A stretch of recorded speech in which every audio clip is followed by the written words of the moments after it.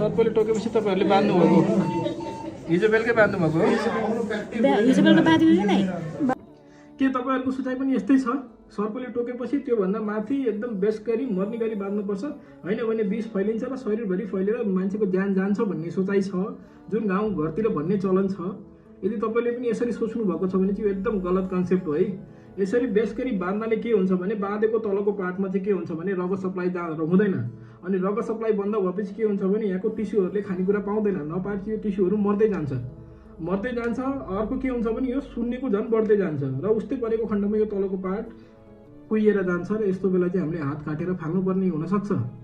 त्यो भएर यदि तपाईको सोचाइ पनि यस्तो छ भने यो एकदम गलत कन्सेप्ट हो है